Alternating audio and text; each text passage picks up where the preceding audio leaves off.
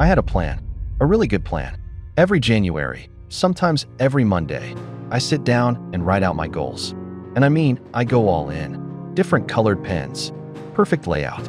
At one point, I bought a $40 journal specifically designed to unlock human potential. And then, life happens. Or more honestly, I happen. I'm not lazy. I don't think I am. But somewhere between the goal and the doing, something breaks down. And I never really understood what. So I decided to figure it out. Not by reading another habits book. I've done that. Not by making another plan. Definitely done that. But by watching myself. Closely. Uncomfortably closely. For 2 weeks, every time I avoided something I said I wanted, I wrote it down. No judgment. Just observation. Like a scientist studying a slightly disappointing lab rat. That lab rat was me, by the way. And what I found wasn't what I expected. Day 1. I woke up with this strange feeling, clarity, like my brain had agreed with itself overnight. I knew exactly what I needed to do. Write for 1 hour. Just 1 hour. I opened my laptop. Blank page. Cursor blinking. And then I checked my email. Just quickly. Just to make sure nothing was on fire. 45 minutes later, I was learning about the history of the typewriter. I don't know how. I don't know why. But there I was. Here's what I noticed. It wasn't distraction that was the problem. Distraction was just the symptom. The real thing was this quiet, low hum of discomfort the moment I sat down to do something that mattered. It wasn't painful. It wasn't dramatic. It was just slightly uncomfortable, like a sweater that didn't quite fit. And apparently, my entire nervous system will do anything to avoid that feeling, including learning about the typewriter. By day 4, I was frustrated. Not because I was failing, I expected that, but because I could see myself failing in real time and still couldn't stop it.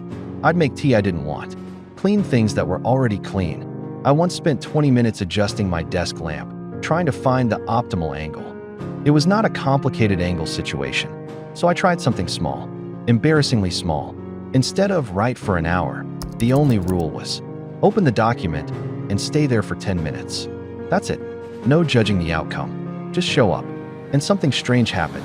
That discomfort, the hum, it peaked in about 90 seconds. And then it faded. I ended up working for 40 minutes without even noticing. That night, I wrote something down that surprised me. I was never afraid of failing.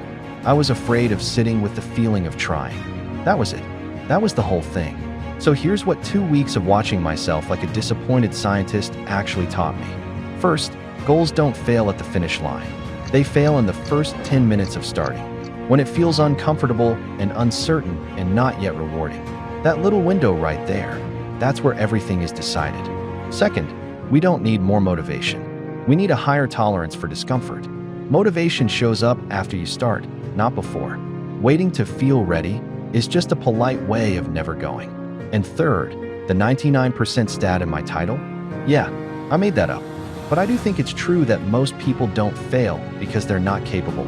They fail because they've never learned to sit in the awkward, uncomfortable first moments of doing something real.